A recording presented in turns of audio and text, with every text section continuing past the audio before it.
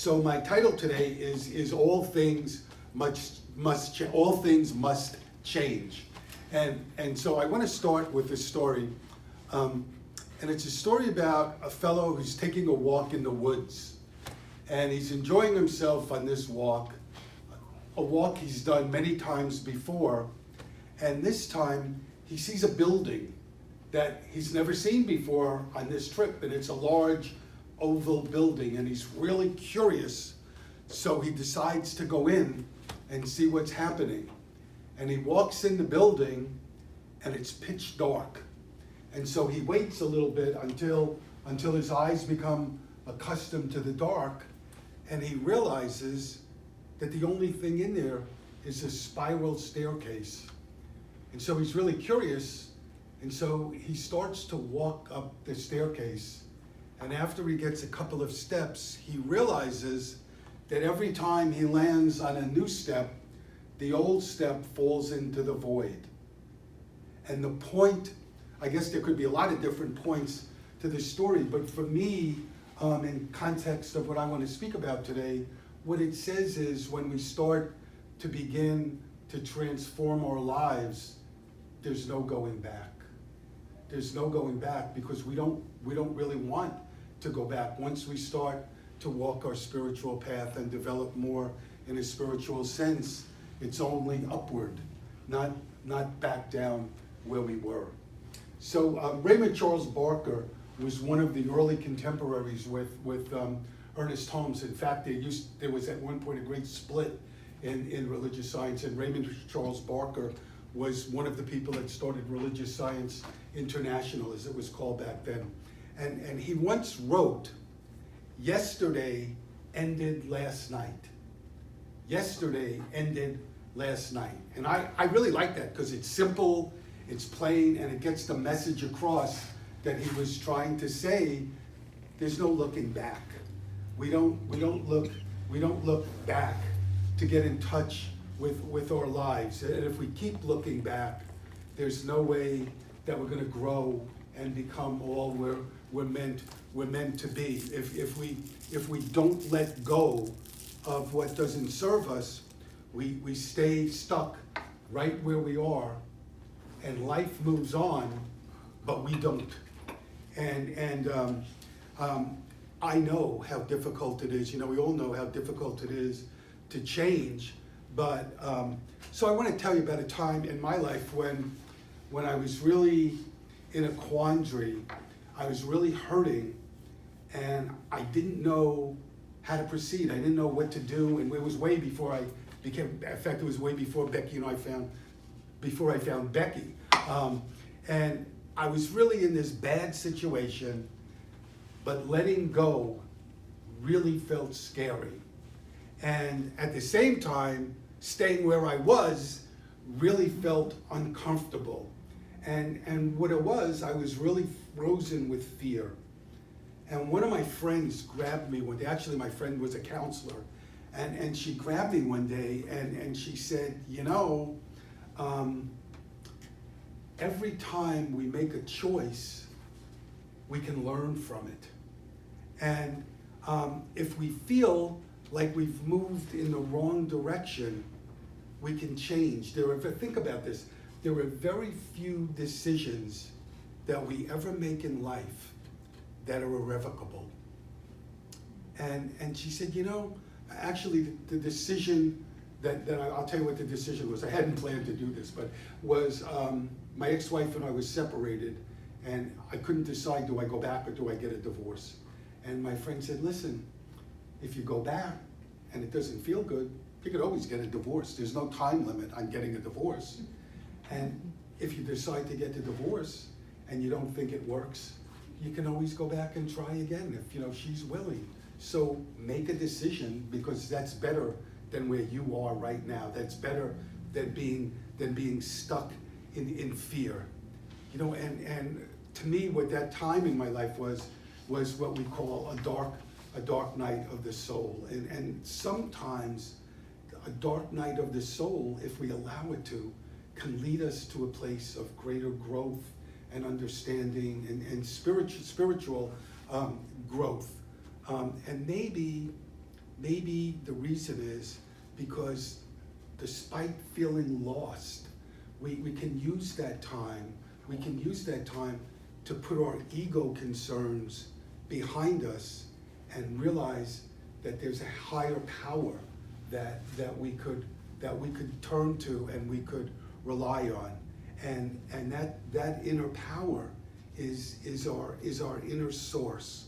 And when we do that, we can listen to what our heart is telling us. You know, somebody once said that spiritual transformation is a full participant sport.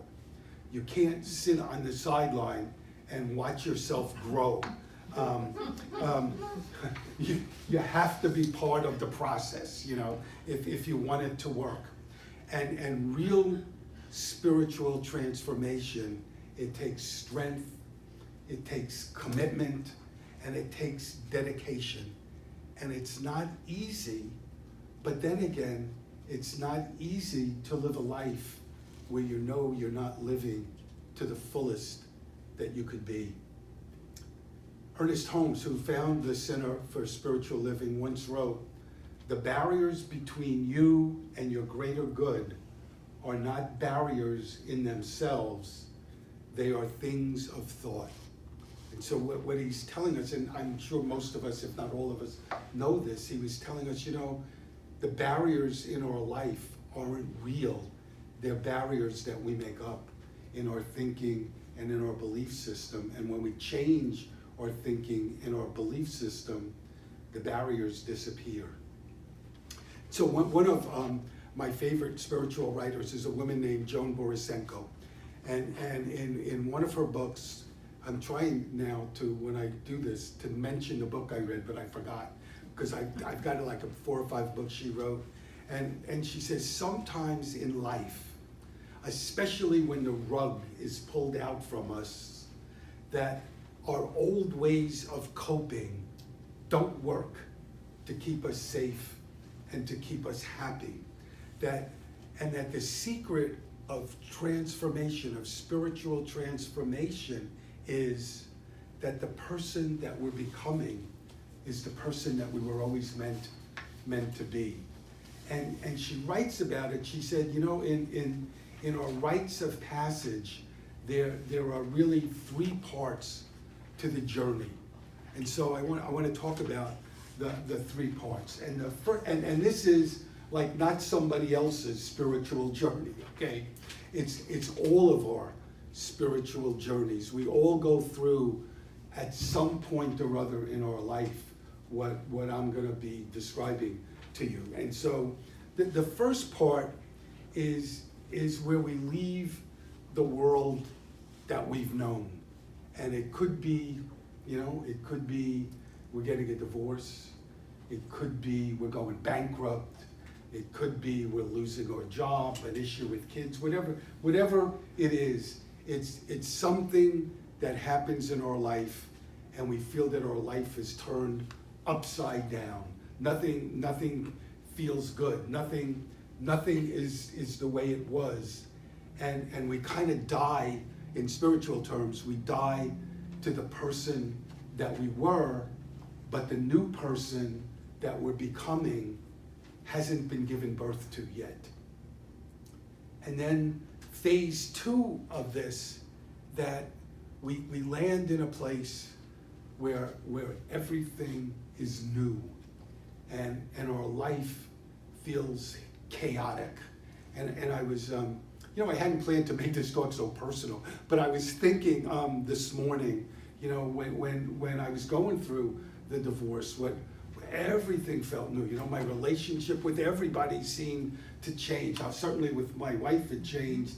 With my kids, who were really angry that we were getting a divorce, that changed. With friends, all of a sudden you're not a couple anymore, and some like her and some like you, you know, and whatever it is, nothing, you know, at work, it didn't feel the same. And so I'm sure some of you, if not all of you, have felt that before. And then, you know, the transformation hasn't arrived. You know, it feels like chaos in your life. Nowhere do you turn does it feel good, okay? And then in that phase, things start to change. Synchronicities start to happen. You run into people. I found a counselor that I think saved my life, or you run into other people that have gone through it and can say, "Hey, kid, I've been through this before. You're gonna make it." Or whatever it is. You pick up a book that's so comforting. We just know that we're gonna make it. And this phase 2, it has danger in it and it has opportunity. And the danger in it is that we might become so depressed or so despondent that we don't come out of it. The opportunity is self-realization. Self-realization. Phase 3 is the person comes through it, and the person comes through it with a new strength, a new wisdom, and they take that back to their community. So not only do they grow from it, but we become available to be teaching and to help other people in our community to heal. And Joseph Campbell called this the hero's journey, and is saying, we're all heroes. We're all heroes in our own story, and he referred to it as the soul's true journey home. And the Buddhists, I love this. The Buddhists describe it in a way. They say that at the beginning of the journey, mountains are mountains and rivers are rivers. In the middle of the journey, mountains aren't mountains and rivers aren't rivers. And at the end of the journey, mountains are mountains and rivers are rivers. In the middle of the journey, nothing seems like it is.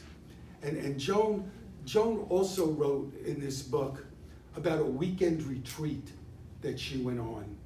And the retreat was where 4 elders were sharing their life story. And so one day, one of the questions they were asked was, looking back on your lives, what's the most important insight you can share? Looking back on your lives, what's the most important insight that you can share? And one of the women, who is in her 80s, this was her response. She said, when you get to be my age, you realize you're always in transition. She said, the idea that life is stable, that life is reliable, that life is neatly packaged, she said, that's an illusion. It's an illusion, because everything changes, like it or not, and it happens to everybody. It's a fact of life. And she said, it's not what happens out here that's the measure of your life. It's what happens in here that makes all the difference. So she's saying it's not the stuff, it's not the material stuff that's the measure of your life. It's how we grow, how we learn, and how we become who we are meant to be. I think it was Meister Eckhart that said that life, that finding yourself, who you are, isn't a matter of addition, it's a matter of subtraction. It's subtracting all these stuff that we let happen to us, and that, all this stuff out here. And when we let go of all of that stuff, the real us comes. So I was reading a book by Wayne Dyer this week, and I did get the copy of the title of that one. It's called Excuses Be Gone. And in this book, he asks the question, are you willing to think or do anything in order to live a life of happiness, success, and super health? And he says, if you go ask that to most people, you get a resounding yes. But he said he found in his life, Petal is laughing here, he said he found in his life that's not true. most people are very willing to talk about it, but they're not willing to do the work to make that happen. They're not willing to do the work to make it be so. So he asks 4 questions in this book about that. The questions are, am I willing to take total responsibility for all the conditions of my life?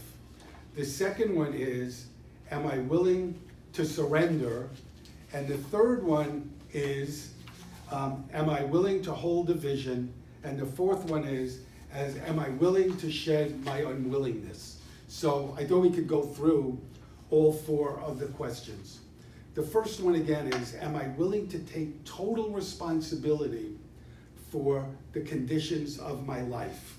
And basically he's saying, am I willing to stop blaming other people? You know, there comes a time in your life when you're an actual grown-up, and saying it's my mother's fault or my father's fault, it really is a lot of baloney, you know? We make choices, and I've told this story one time before here, but nothing ever brought this home to me as much as something that happened to me in 2001 when I was about to be ordained.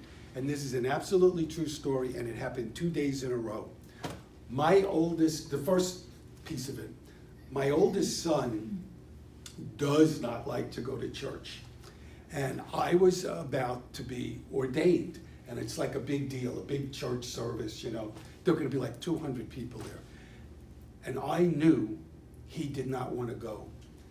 And so I sat him down one day, and I said to him, I said, Jeremy, I have this feeling you really don't want to come to my ordination because you don't want to go to church.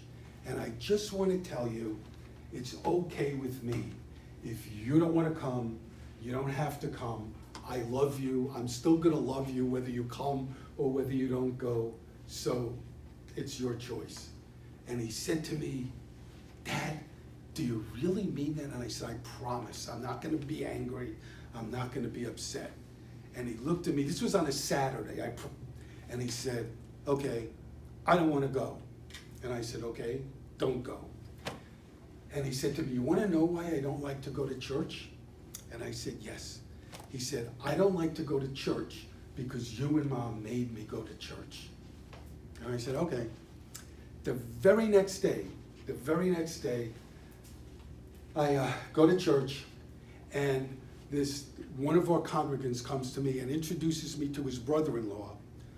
And he said, my brother-in-law here, who you never met, would like you to do him a favor. And here's the favor he wanted me to do.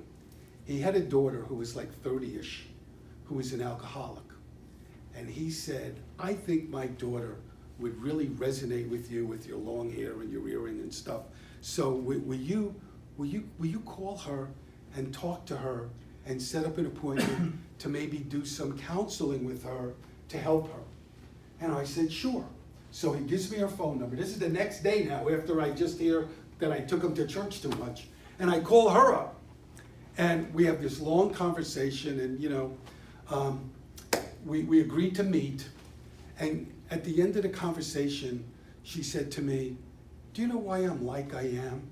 And I said, no, I never met you. I have no idea. She said, there's a woman in her 30s. She said, it's my parents' fault.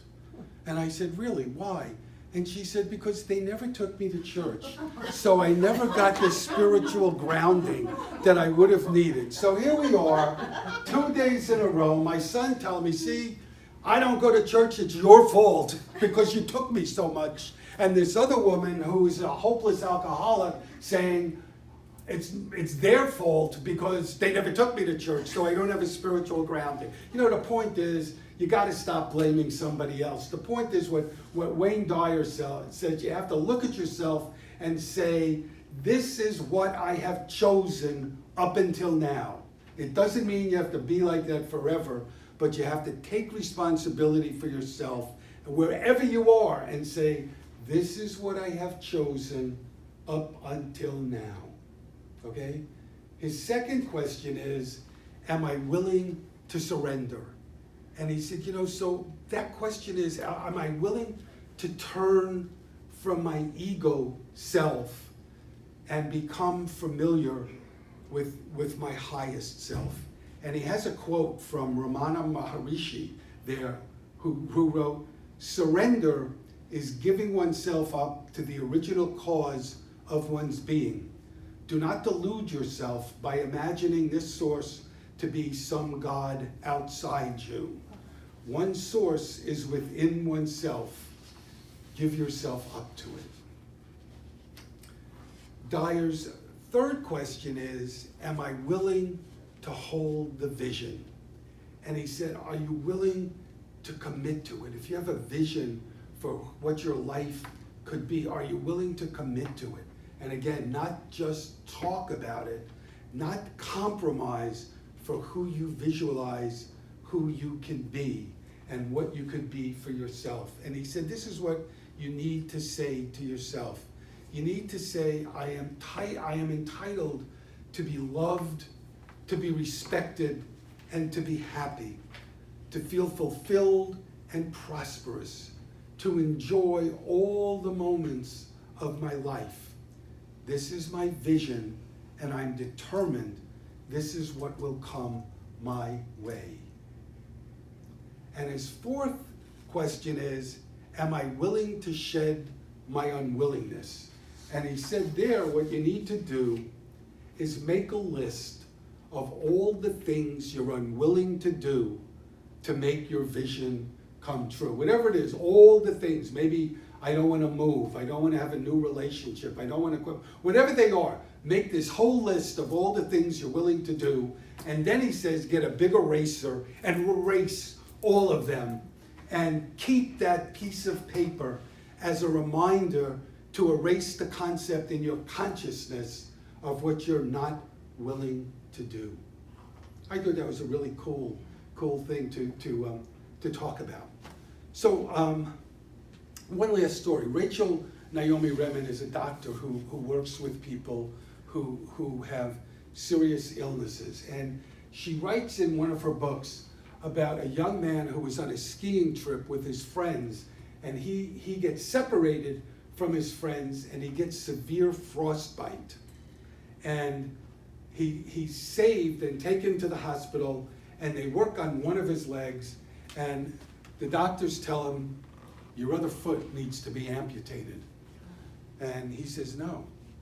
And so he's in this hospital, and they keep coming back to him and saying, this is really serious, your other foot's a mess, it's got gangrene, it's turning black, it needs to go. And he says no.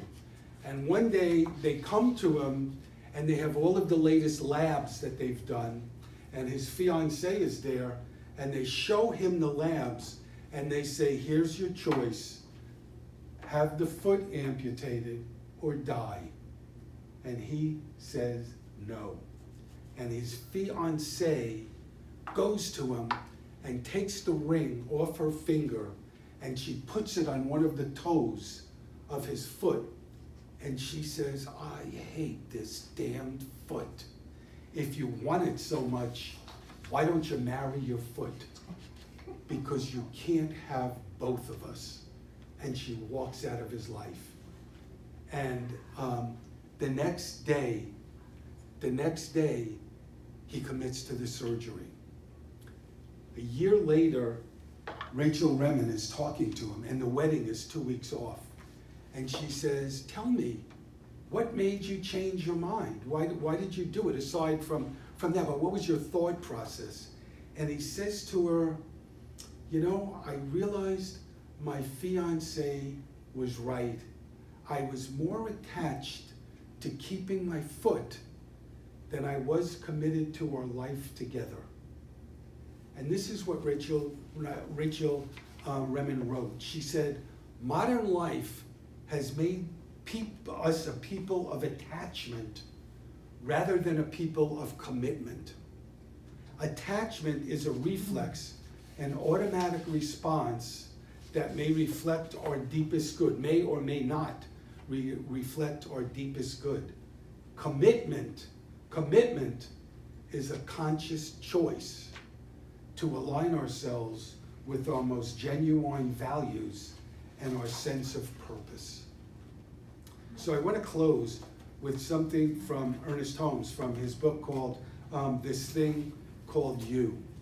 And he wrote, whatever your identity, your self with you will become like. Whatever you resist until you make it a reality, you will become like. Therefore, resist not evil, and it will flee from you. Don't fight your fears. See through them. There's nothing in God's world to be afraid of. And then he says, this is what we should say. I know there is a spiritual center within me which is perfect. I am now telling my own consciousness automatically to ward off any thoughts of doubt or uncertainty. I sense that every state of doubt, every consciousness of negation is leaving me. Every doubt is being converted into certainty. Fear is being converted into faith. I have an abiding sense of happiness and peace. I am the very essence of peace. I have an inward confidence in my oneness with God. I rest in sublime trust. Thank you for being here. Have a great week, and God bless you.